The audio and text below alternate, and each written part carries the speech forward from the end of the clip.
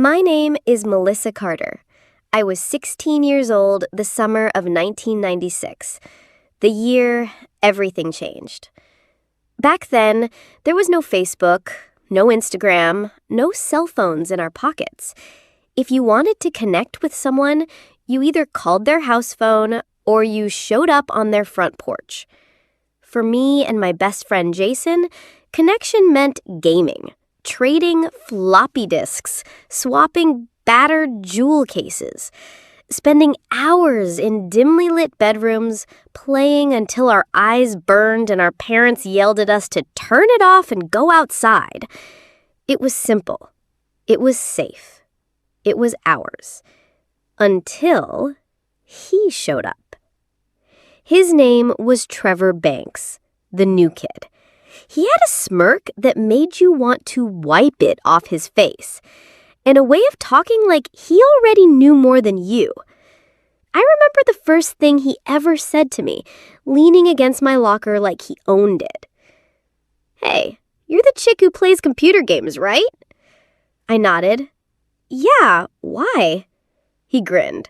"Cool, I might have something you'll want, but it's gonna cost you." I didn't know it then, but that was the start of 3 months of betrayal, mockery, and a revenge so precise, so perfectly targeted, that Trevor would still be talking about it years later. If you've ever been betrayed by someone you trusted, if you've ever been mocked for the things you love, then you know that burning need for justice. This isn't just a story about payback. It's about standing up when someone tries to take what's yours. So, listen closely. Jason and I had known each other since we were 10. If you walked into his bedroom, the first thing you'd see was the stack of game boxes lined up along the wall. Doom 2, Prince of Persia, Warcraft, and his prized possession, Monkey Island 2. My room wasn't much different, except I had a small stereo in the corner and a shelf crammed with cassettes. Queen, Guns N' Roses, The Cranberries, my treasures. It was early May when Trevor transferred to our school. Word spread fast.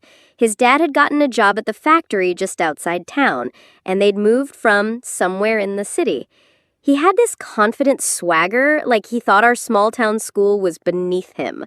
But what made people notice him most? He always had something to trade. CVs, comic books, even imported candy. Jason met him first, in the lunchroom. "He says he's got Quake," Jason told me that afternoon, his voice half excited, half skeptical. I raised an eyebrow. "Quake? It's not even officially out yet." "That's what I said. He says he's got a copy from his cousin in the States. Says he'll trade for something worth it." Worth it. I should have taken that as a warning. The next day, Trevor walked up to us like we were already friends. He was wearing a baggy Metallica t-shirt and carried a black backpack that looked heavy with secrets. He pulled out a jewel case and let it dangle between his fingers like bait. "Interested?" he asked. Jason's eyes lit up. Mine narrowed. "What do you want for it?" He shrugged. "Couple of good games. Maybe that copy of Command & Conquer you've got." I hesitated. Command & Conquer was my baby. Hours of base building, late-night strategy, that epic soundtrack. But Jason gave me a look, the kind that said, "Come on, it's Quake." So I agreed.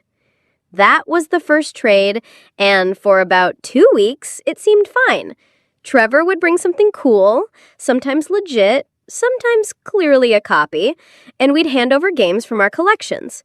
But little by little, we started noticing things. First, the new games he traded us would stop working after a while. Floppies that wouldn't boot, discs that mysteriously scratched. Then, Jason spotted something worse. "Melissa, isn't this your copy of SimCity 2000? He asked one afternoon, holding it up. I looked at the case. My handwriting was in the insert inside, my name in blue pen. Trevor had traded it back to someone else, who'd traded it to Jason. That's when it clicked. He wasn't just trading, he was cycling our own stuff back to us after handing it around the school. He was building his reputation as the cool guy with all the games, using our collections. I confronted him in the hallway between classes. "Trevor, you're giving away our games to other people." He smirked. "It's called trading, Melissa. You gave them to me. I'm just moving them around." Jason stepped up. "Yeah, but you're not giving us anything back that lasts." Trevor tilted his head like we were the ones being unreasonable. "Maybe you should take better care of your stuff. Not my fault if it gets worn out." And then the mockery started. One day, I was wearing my Queen t-shirt, the one with Freddie Mercury mid-performance, and Trevor spotted me from across the lunchroom. "Nice shirt," he called. "Didn't know you were into that kind of thing." The way he said it, dragging out the words, letting people fill in the gaps, made my stomach knot. Back in the 90s, in a small conservative town, being accused of that kind of thing could tank your social life in a heartbeat. After that, the comments came in little jabs. "Careful, Jason, don't let her beat you at doom. She might serenade you after." Or, "Hey, Melissa, is Bohemian Rhapsody your theme song?" Jason was furious. "We should just stop trading with him," he said one afternoon, slamming his backpack on my bed. But I wasn't satisfied with just walking away. Trevor had taken our stuff, trashed our games, and decided to turn me into a running joke. No, that wasn't going to be the end of it.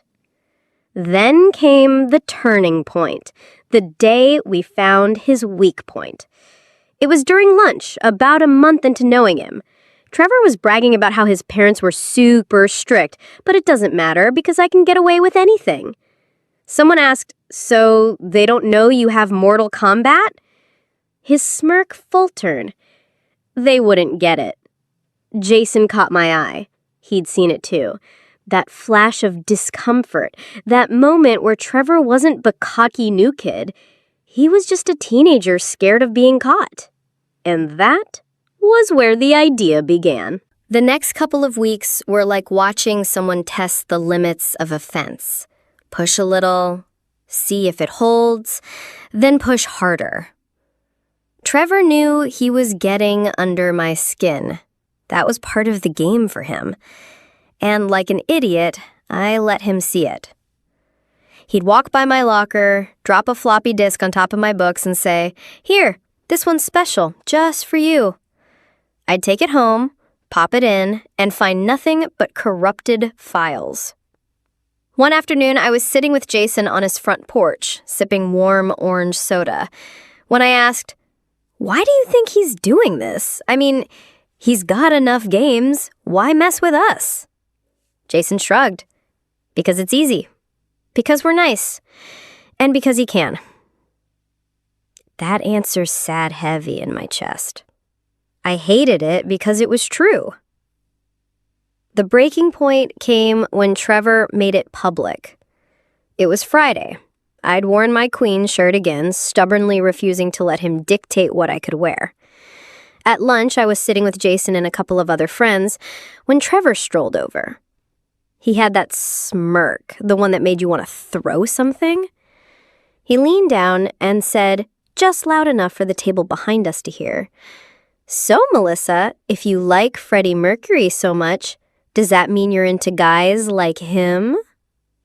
A ripple of laughter rolled through the room. My cheeks burned hot. Jason shot up. "Back off, Trevor." Trevor straightened, pretending to look innocent. "What? I'm just saying, she's the one advertising it." That moment, that was gasoline on the fire. It wasn't just about the games anymore.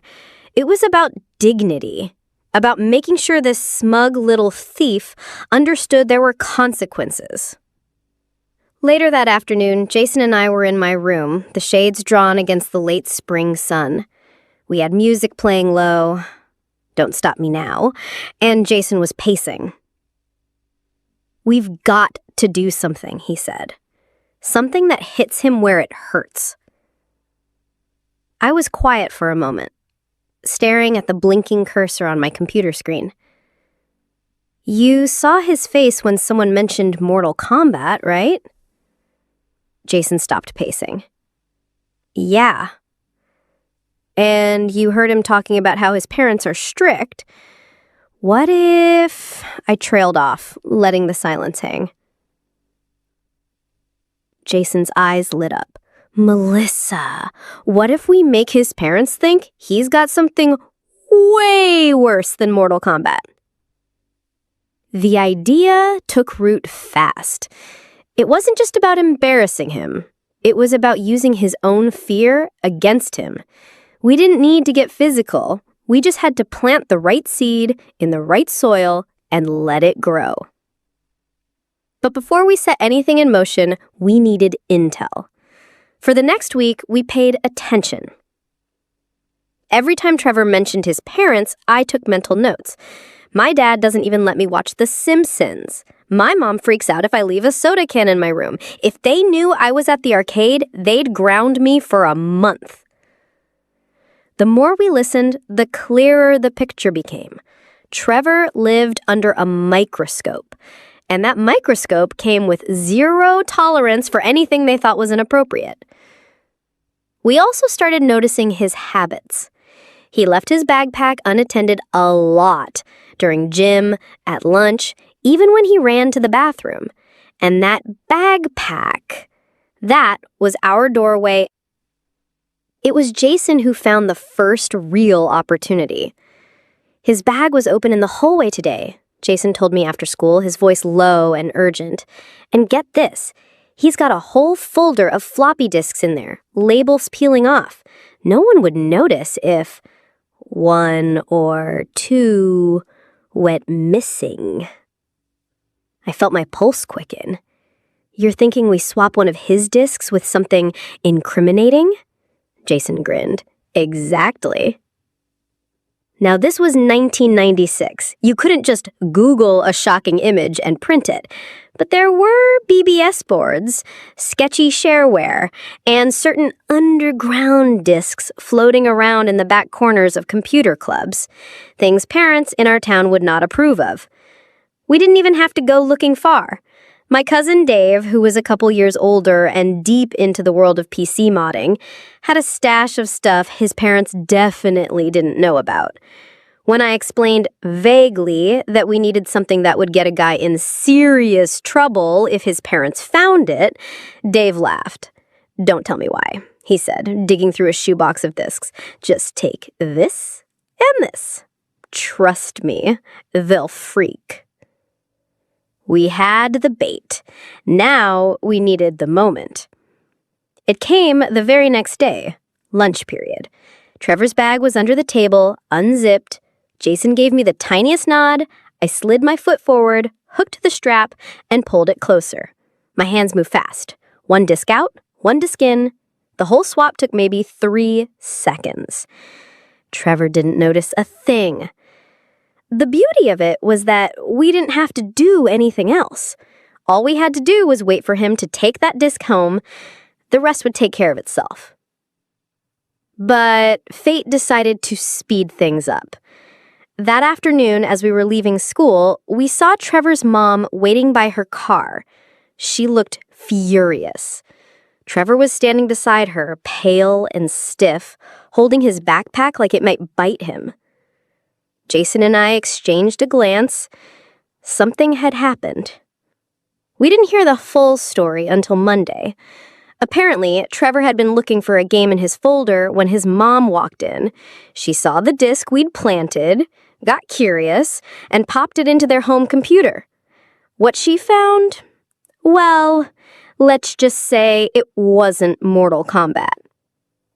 According to the rumors flying around school, there'd been shouting, there'd been threats to throw out every single thing in this room, Trevor had been grounded indefinitely, and, best of all, his parents had made him hand over all his games for inspection. Jason and I kept our heads down, playing dumb, but inside, we were buzzing. It wasn't the end game yet, not by a long shot, but the walls around Trevor's little empire had just taken their first big crack, and we were only getting started. By Monday afternoon, the air around Trevor had changed. The swagger was gone. The smirk was gone. He walked the hallways like he was expecting someone to jump out at him. His usual posse of kids who hung around for free games kept their distance. Jason noticed it too. We were in the computer lab during free period when he leaned over and whispered, "He looks like a guy who just found out the IRS is after him." I smirked, keeping my eyes on the screen. Good. He deserves it. Jason tapped his pencil against the desk. Yeah, but be careful. Cornered animals bite. He was right. Trevor wasn't stupid, just arrogant. And arrogance, when wounded, tends to start sniffing around for answers. By Tuesday, I could feel his eyes on me. In the lunchroom, in the hall, even in gym class. I'd catch him glancing over, not with his usual mockery, but with something colder, calculating. That afternoon, as I was grabbing my books from my locker, I heard his voice behind me. "So, Melissa." I turned slowly. He was leaning against the lockers, arms folded. His tone was casual, but his eyes were sharp. "I heard you're pretty good with computers," he said. I raised an eyebrow. "So what if I am?" He shrugged. "Just wondering. You seem to know your way around a disk." The implication hung in the air. He was fishing. Jason appeared like clockwork, stepping in between us. "Back off, Trevor." Trevor smirked, but this time it didn't reach his eyes. "Just making conversation." He walked away, but I could feel it. The first ripple of suspicion had reached him. Wednesday was when the tension really began to crackle. I was in the library, working on a history project, when Trevor slid into the chair across from me. No smirk, no preamble. "You think you're smart, don't you?" he asked quietly. I set down my pen. "What's that supposed to mean?" His voice stayed low, almost a whisper. "You think I don't know it was you and Jason? You're the only ones who'd have a reason." I leaned back, feigning confusion. "A reason for what?" He tilted his head, studying me like a chess player trying to read a bluff. "You know what?" I didn't blink, didn't give him an inch. "If you're accusing me of something, say it." He leaned forward. "My parents think I'm some kind of freak now. I'm grounded, my games are gone, and it's your fault." I let out a short, humorless laugh. "Or maybe it's your fault for ticking off the wrong people." His jaw tightened. This isn't over. By Thursday, the rumor mill was working overtime. Someone claimed Trevor had been caught sneaking out at night to go to the arcade. Someone else swore they'd seen his mom dragging a garbage bag full of electronics to the curb. Whether any of it was true didn't matter. The perception was. Trevor was no longer the untouchable, cool guy. He was the kid who'd had fallen hard.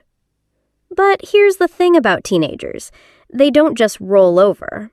They double down. Friday morning, Jason and I walked into school to find a scene in the hallway.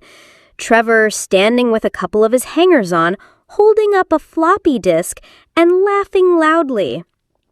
"This," he said, shaking the disk for emphasis, "is what happens when you mess with me." The crowd laughed along, but it was hollow. He was putting on a show, trying to reclaim his power. As we passed, he called out, "Hey, Melissa, want your disc back? Or should I just share it around?" Jason stiffened beside me, but I kept walking. I wasn't going to give him the satisfaction of seeing me react. Inside, though, my mind was already turning. He was trying to push back, which meant we'd hit a nerve deep enough to make him scramble, and that gave us leverage. That weekend, Jason and I met up at the park. We sat on the swings, the chains creaking in the warm breeze. "He's getting desperate," Jason said, "which means we're close to breaking him." I nodded. "But we can't just stop here. If we let up now, he'll find a way to spin it, make it look like he came out on top." Jason smirked slowly. "So, what's next?" That was when the real plan began to take shape. The one that would move from petty sabotage into something far more calculated. We didn't just want to embarrass Trevor. We wanted to shatter the image he'd built for himself. The cool, untouchable new kid had to be replaced with something else entirely in the eyes of the school. Someone pathetic. Someone no one wanted to be around. And to do that, we needed a stage. Monday morning brought the perfect opportunity. The annual Culture Day assembly was coming up. A day when students could sign up to present music, art, or fun facts about something they loved. Trevor spotted the sign-up sheet first. "You're thinking what I'm thinking?" he asked. I smiled. "Oh, I think so." Trevor had been mocking my music for weeks. But what if the tables turned? What if he became the punchline in front of everyone? We brainstormed all afternoon. The plan that emerged was simple, but devastating. Use Trevor's own arrogance and his desperate need to look cool to lure him into a performance he couldn't back out of, one that would end in pure humiliation. But to make it work, we had to get him to believe it was his idea. The first step was planting the seed. Tuesday morning, Jason casually mentioned in the lunchroom, loud enough for Trevor to hear, that there was going to be a talent prize at Culture Day this year. Something big. Trevor bit instantly. "What kind of prize?" Jason shrugged. "Heard it might be a $50 gift card to the electronics store. Not sure." Trevor's eyes lit up just enough for me to know we'd hooked him. Over the next 2 days, we let the rumor grow. A few friends confirmed they had heard about the prize. Someone even claimed the principal had ordered it specially this year. By Thursday, Trevor was asking me directly, "You doing anything for Culture Day?" I shrugged. "Maybe. Thinking about a Queen medley." He smirked. "Well, maybe I'll sign up too. Show you how it's done." I gave him the smallest of smiles. "I'd like to see that." Inside, I was grinning. The trap was almost ready. By the time Culture Day was a week away, Trevor had taken the bait so perfectly, it was almost comical. He strutted around school talking about how he was gonna blow everyone's minds with his performance. He wouldn't tell anyone exactly what it was, but he dropped just enough hints to sound mysterious and to make sure word spread. Jason and I kept our cool. We didn't push. We didn't even seem interested. We just listened. "He said something about a surprise guest," Jason told me on Thursday, pretending to be bored as we sat on the back steps after class. "A guest?" I raised an eyebrow. "Yeah. My guess? He's trying to rope in someone else to make himself look good." That made me pause, because that could be a problem. Here's the thing about pulling off a good revenge plan. The more moving parts there are, the more ways it can go wrong. And Trevor bringing in another person, maybe even someone who was actually talented, could turn the tables on us if we weren't careful. So we tightened the plan. The original idea had been simple. convince Trevor to perform something risky, then sabotage it at the right moment so it became a disaster. But now, we needed an insurance policy, a way to guarantee failure even if he changed his act last minute. Jason was the one who cracked it. He said, "We make him depend on us. If we control part of the act, we control the outcome." It was perfect. The next day at lunch, I made my move. I sat down at Trevor's table, acting casual. "Hey, I heard you're doing something big for Culture Day." He smirked. "Yeah, bigger than anything you could pull off." I smiled sweetly. "Maybe, but I've got some decent audio equipment at home. If you need help with your sound setup, I could, make sure it's flawless." He leaned back, studying me. I could see the calculation in his eyes, weighing whether to trust me, but his ego won out. "All right, I'll let you handle the music. Just don't screw it up." Jason and I exchanged a glance later that day. That was it. We had control. Over the weekend, we built the real weapon. At my house, Jason and I recorded a custom track, one that started exactly like a normal backing track for a performance, but halfway through, shifted. At first, it would sound like the music was skipping. Then it would warp into something ridiculous, sped up, slowed down, random sound effects, and finally, the pièce de résistance, a loop of Trevor's own voice from around the school, caught on a small recorder we'd been using for weeks. Lines like, "I can get away with anything," and "Everyone here's beneath me." It was juvenile, it was petty, and it was going to destroy him in front of the entire school. By Monday, Trevor was bragging that he'd rehearsed all weekend. "This is gonna be legendary," he said, leaning against the lockers. "You better hope your Queen act is half as good, Melissa." I just smiled. We'll see. But then came the curveball. Tuesday afternoon, I overheard him talking to one of his buddies in the hallway. "Nah, I'm scrapping the original idea. Gonna do a freestyle thing instead." My stomach dropped. Freestyle? That means he might not even use the track we built. If he just grabbed a microphone and started rapping or something, all our careful work would be useless. I told Jason that night, pacing my room while he sat cross-legged on the floor. This is the problem with egomaniacs. They can change direction at any moment. Jason held up a hand. "Then we make it impossible for him to change." "How?" He grinned. "We tell him the school sound system is messed up, and the only way to make sure he sounds good is to run everything through your setup. And if he refuses, we make it sound like he's scared he'll flop without help." It was a gamble, but it worked. On Wednesday, I accidentally mentioned in front of a few people that the school's microphone kept cutting out during practice. "Trevor's lucky I've got gear that can fix it," I said loudly enough for him to hear.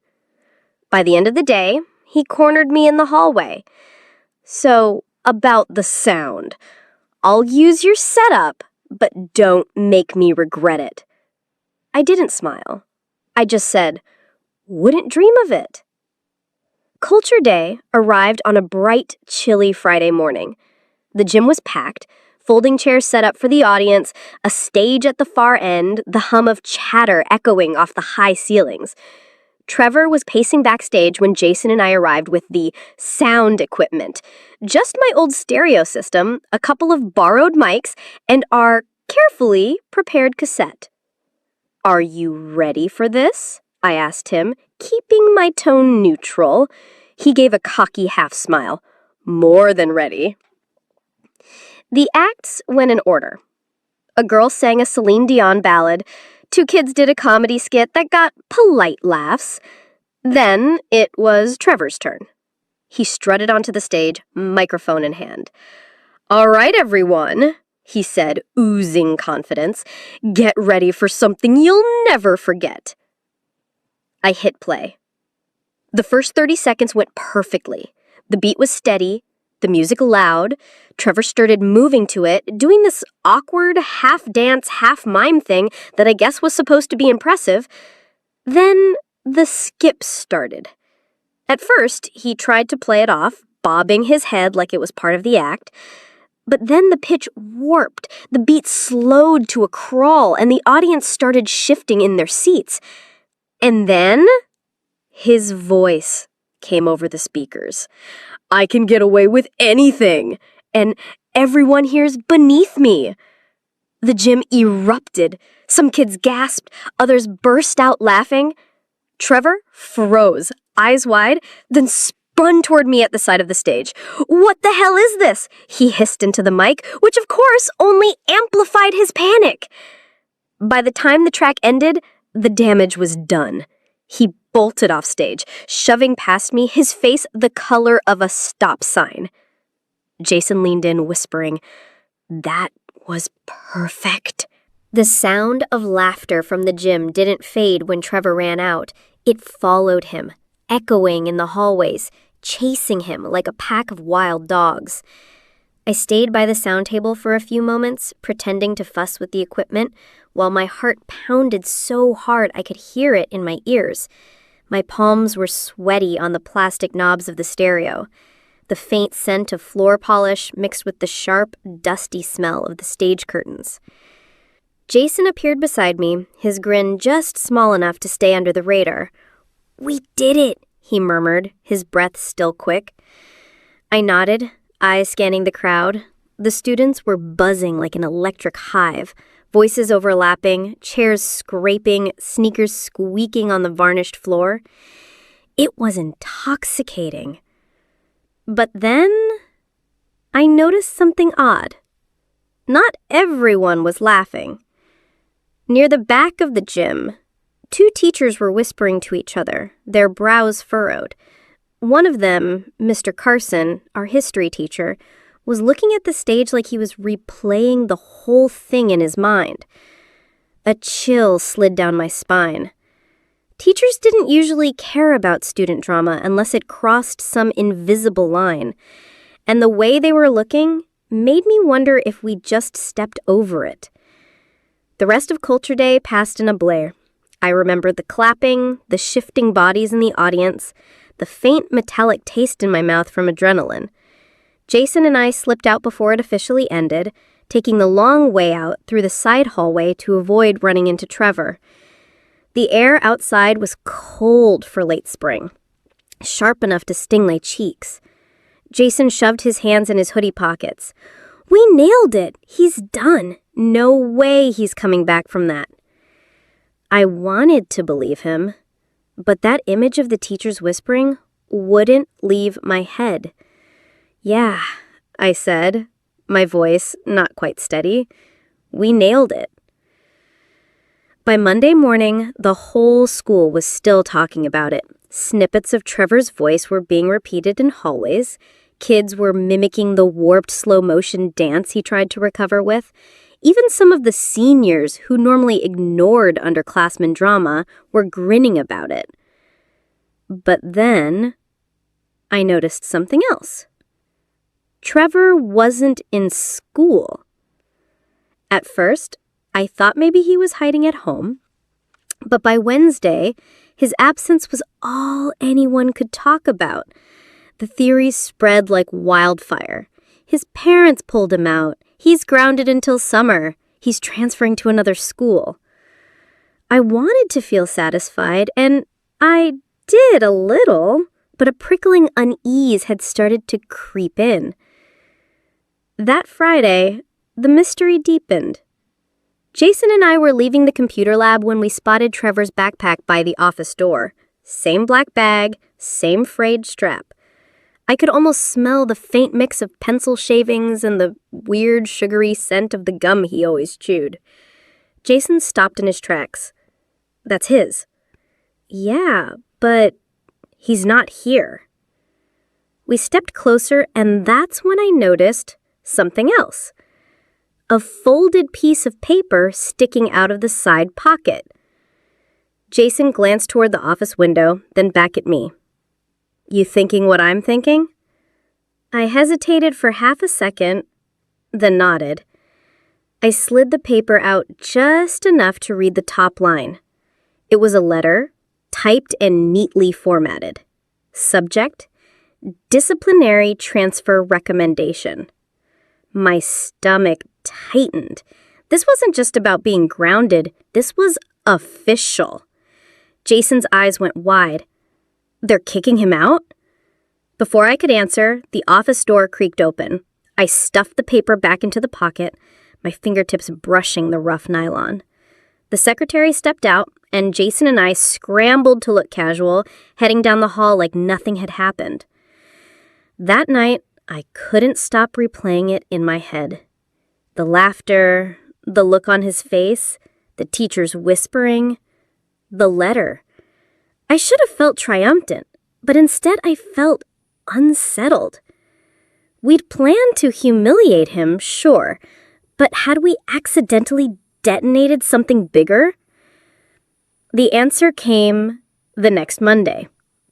Trevor showed up to school, but he wasn't the same. His hair was shorter, like it had been cut at home.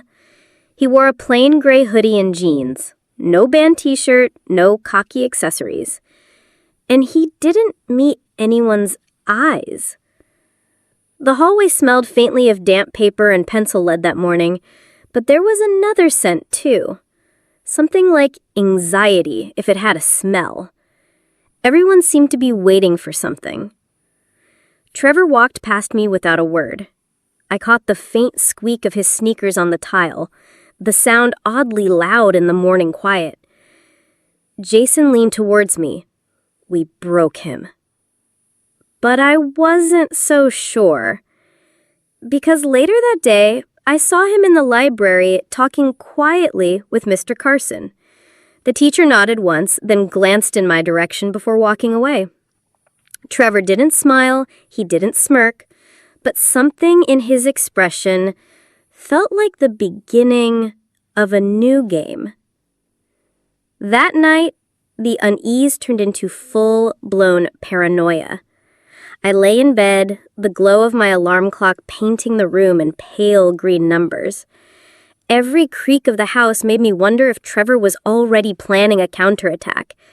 The faint hum of my computer fan felt too loud. The thing about revenge is, it doesn't end when you land the blow. Sometimes, it just changes the rules. You'd think that after what I'd done to Trevor, I'd be riding high, glowing with victory. And for a couple of days, I did. I'd pass people in the hallway and catch the quick smirk, the raised eyebrow, the little nod that said, "We saw it, we loved it." It was intoxicating. But then, the high wore off. It started with a question I couldn't get out of my head. Why wasn't he fighting back? Trevor wasn't the type to just roll over. He wasn't the type to stay silent. If anything, he'd always been too loud, filling rooms with his voice, turning every conversation into a competition he needed to win. Now, nothing. It was wrong. Too wrong. I kept running through possibilities like a detective with a murder board in my head. Possibility 1, I'd broken him. He was embarrassed enough to retreat completely. That was the dream scenario. Possibility 2, he was playing possum, lying low, waiting for the perfect time to strike. That was the nightmare scenario. And then there was possibility 3. Something else was going on. Something bigger. Something I wasn't seeing yet. The worst part? I couldn't ask anyone. Jason would just shrug and say, "Don't overthink it. We won." But this didn't feel like winning. It felt like waiting. Like sitting in a dark room, knowing there's a spider somewhere, but you can't see it, and you can't tell if it's on the wall or crawling toward you. every little thing started to feel suspicious. The way the teachers looked at me, not openly, but in those tiny flickers of eye contact that ended just a second too late. The way Trevor's friends avoided me completely, not with hostility, more like fear. I started to think back to the moment it all began. His first words to me at the locker, that smirk, that "it's gonna cost you" line. At the time, I'd assumed he meant money or maybe a favor. But now, I wondered, had this all been a game to him from the start? Had he been planning to bait me into doing exactly what I'd done? I couldn't sleep. When I closed my eyes, I'd see him, standing in the library, talking to Mr. Carson. That image replayed like a GIF in my brain. Carson leaning in, Trevor glancing at me, Carson walking away. Was he telling on me? Was he gathering sympathy? Or was he setting me up for something worse than humiliation? The thing is, I'd never been much of a paranoid person before.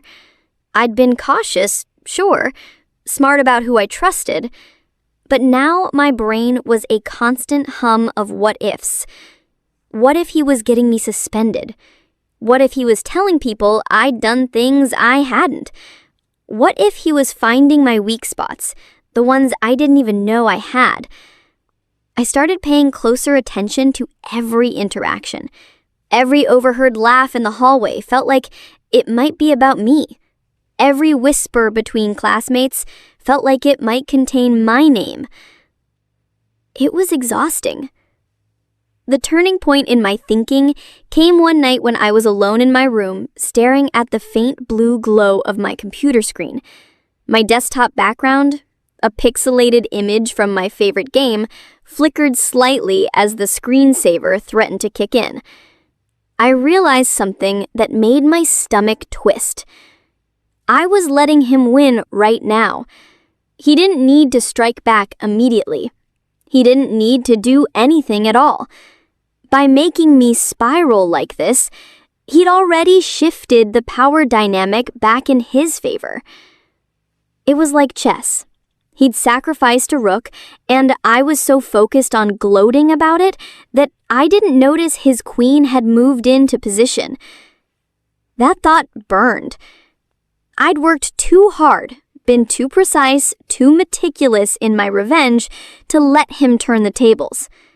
If this was going to be a psychological war, then fine. I'd fight it on that level. The key, I told myself, was control. Control of the story, control of my image, control of my own damn head. So I started making lists. List 1, everything I knew about Trevor.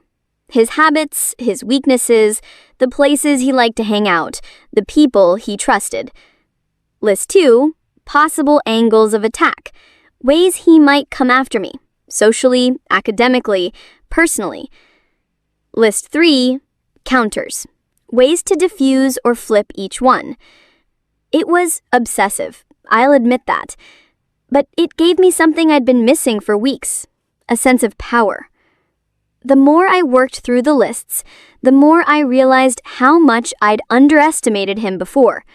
Trevor wasn't just a loudmouth, he was calculated. His arrogance was a cover for the fact that he knew how to manipulate people, and that meant he knew how to manipulate me. There's a saying I once read in some military history book Jason let me. The moment you think you've won is the moment you've started to lose. I didn't understand it back then, but now it was like someone had written it in fire across the inside of my skull. The final piece of my internal shift came when I caught my reflection in the bathroom mirror one morning before school.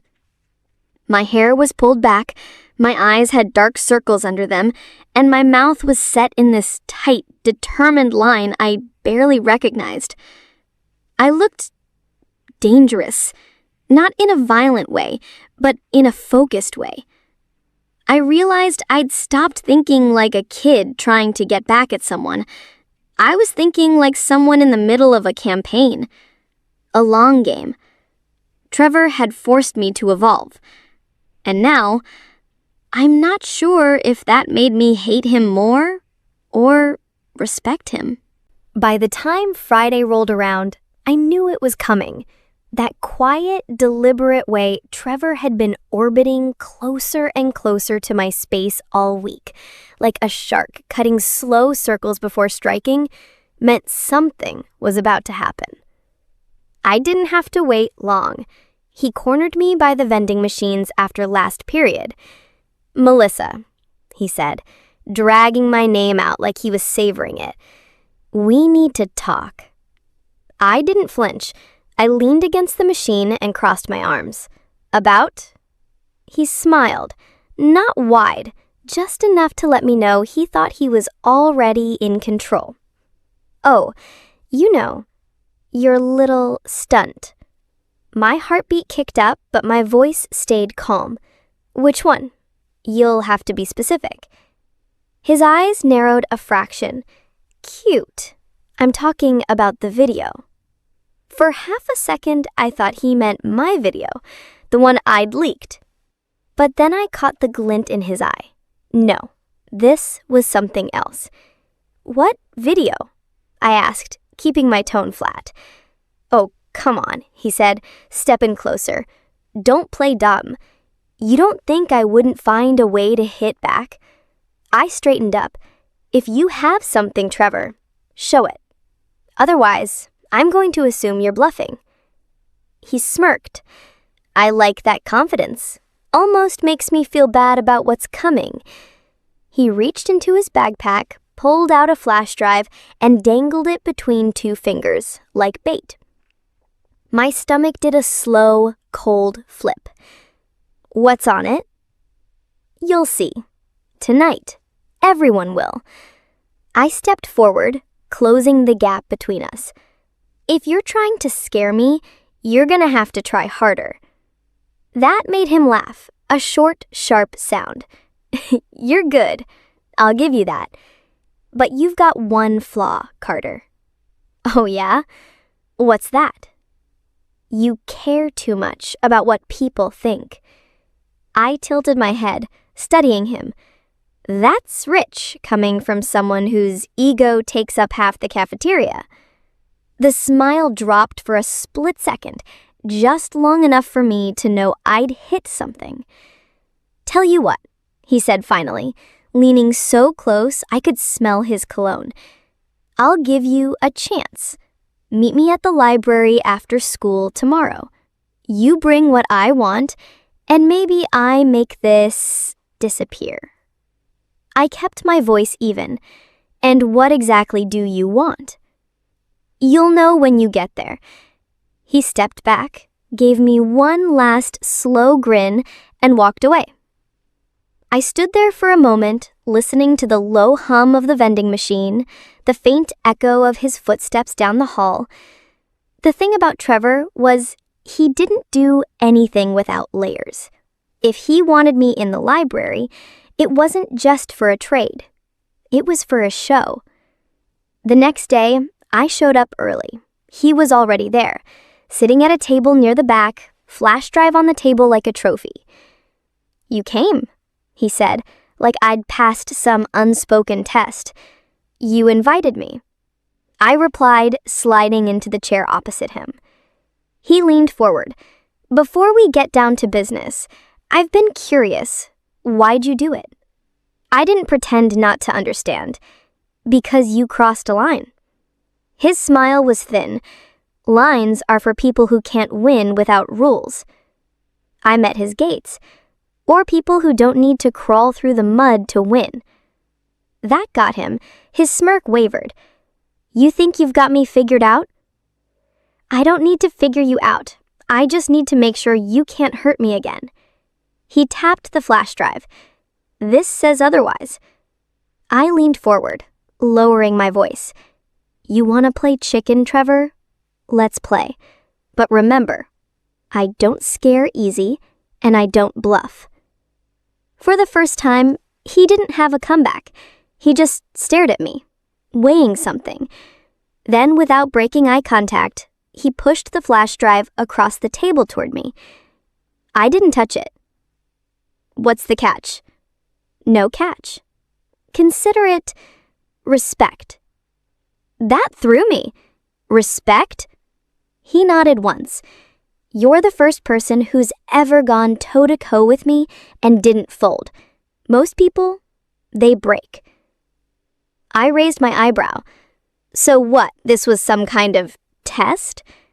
Something like that, he said, standing. Keep it. Or don't. Your move. He walked out without another word, leaving the flash drive sitting between us like a dare. I stared at it for a long time, before sliding it into my pocket. When I got home, I plugged it in, expecting the worst. But there was nothing on it. Empty. I sat back in my chair, equal parts furious and impressed. Trevor hadn't just been trying to scare me, he'd been studying me, pushing to see how far I'd go, how I'd react under pressure. And now I knew two things for sure. 1, he wasn't done. 2, neither was I. This wasn't the end of the story. It was just the part where we both realized we were evenly matched. The gym was packed for the Friday night game. Everyone was there. Teachers, parents, half the town. Perfect. I waited until halftime. My palms were steady, my breathing slow. Then I slipped into the AV booth and plugged in my flash drive. My flash drive. The scoreboard screen flickered. For a heartbeat, the crowd murmured, confused. Then Trevor's face filled the giant display. Not smiling this time, no. This was him caught in glorious, unfiltered reality, bragging about cheating on tests, mocking teachers, admitting to setting up other students. Every word, every smirk, recorded in perfect clarity. The gym went silent. Then came the gasps, the whispers, a few sharp laughs. From across the court, I saw him freeze mid-stride. His mouth opened, closed. His eyes darted to me in the booth, and when they locked on mine, the color drained from his face. I just smiled. Slow, certain. The boos started. His teammates pulled away. A teacher stepped toward him, and for the first time since I'd met Trevor Banks, he had nothing to say. I felt it then, that rush, relief, triumph, validation. The weight I'd carried for months evaporated in one glorious public instant. Justice wasn't just served. It was broadcast live. You know, people like Trevor think they're untouchable, that they can take, mock, and walk away without consequences. But here's the truth. Sooner or later, the world catches up. Sometimes it's karma, sometimes it's a friend who's had enough, and sometimes it's both. As I walked out of that gym, the roar of the crowd still echoing behind me, I didn't look back. I didn't need to. Trevor's fate was sealed, and every lie, every smirk, every jab he'd ever thrown had just crumbled in front of the entire town. Justice doesn't always come with flashing lights or a gavel. Sometimes it comes in the form of a quiet smile, a steady heartbeat, and the knowledge that you turn the tables in a way they'll never forget. And as for Trevor Banks, well, let's just say that for the rest of high school, he never so much as looked me in the eye again.